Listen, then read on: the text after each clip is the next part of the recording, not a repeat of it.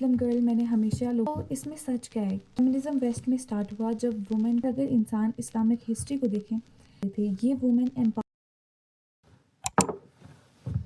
السلام علیکم everyone. Today I want to talk about something that honestly confused me for a really very long time. As a Muslim girl میں نے ہمیشہ کچھ لوگوں کو یہ کہتے ہوئے سنا ہے کہ اسلام فیمنسٹ ہے، اور کچھ لوگ یہ کہتے ہیں کہ اسلام اور فیمنزم کبھی ساتھ چل ہی نہیں سکتے.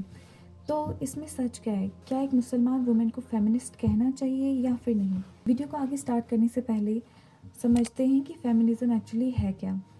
فیمنزم ویسٹ میں سٹارٹ ہوا جب وومن کو بیسک رائٹس بھی نہیں ملتے تھے، انہیں ووٹ کرنے کا حق نہیں تھا، ایجوکیشن لمیٹڈ تھی، اور میریڈ وومن اپنی پراپرٹی بھی اون نہیں کر سکتی تھی. تو وومن نے ایکوالٹی اور جسٹس کے لیے اسٹرگل کیا، اور آنیسٹلی جسٹس اور ایکوالٹی کے لیے اسٹرگل کرنا، اس کے لیے اسٹینڈ لینا غلط نہیں ہے.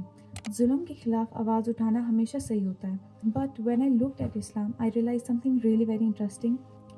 اسلام نے 1400 سال پہلے ہی وومن کو رائٹ دے دیے تھے. انہیریٹنس کا حق، میریج میں کنسنٹ، اپنے ارننگ اور پراپرٹی اون کرنے کا حق، اور ایجوکیشن حاصل کرنے کا حق. قرآن کلیئرلی یہ بتاتا ہے کہ مین اور وومن دونوں اللہ کے نزدیک ایکول ورتھ رکھتے ہیں. انسان کی ویلیو اس کے جینڈر سے نہیں ہوتی، اس کے تقوی سے ہوتی ہے. اور اگر ہم اسلامک ہسٹری دیکھیں تو اسٹرانگ وومن کوئی ماڈرن کانسیپٹ نہیں ہے. خدیجہ رضی اللہ تعالیٰ ایک سکسیزفل بزنس وومن تھی. وہ ٹریڈر کو امپلوائے کرتی تھی، اپنی ویلتھ مینیج کرتی تھی. عائشہ رضی اللہ تعالیٰ اسلام کی گریٹسٹ اسکالرز میں سے ایک بنی. لوگ ان سے نالج سیکھنے آتے تھے. یہ وومن امپاورڈ تھی، ایجوکیٹڈ تھی اور ریسپیکٹڈ بھی، لیکن اپنے فیتھ اور ماڈیسٹی کے ساتھ.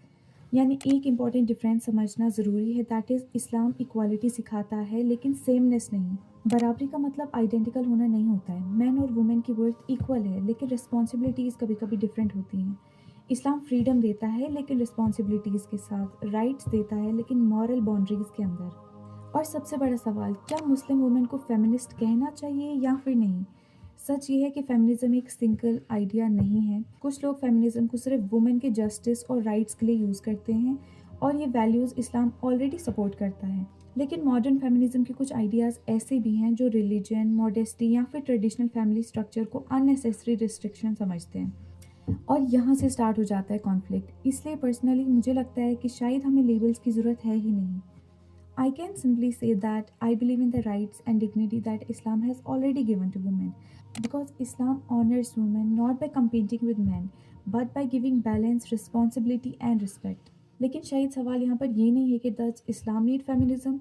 اصلی سوال یہ ہے کہ do we truly understand the status Islam has already given to women. So here is my conclusion. As a Muslim woman, I do not reject women's right, but I also do not feel the need to adopt feminism as an identity, because Islam already gives me dignity, protection, purpose and rights.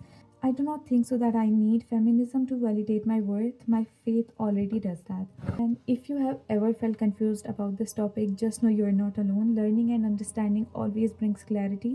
May Allah guide us towards wisdom and balance. Assalamu alaikum.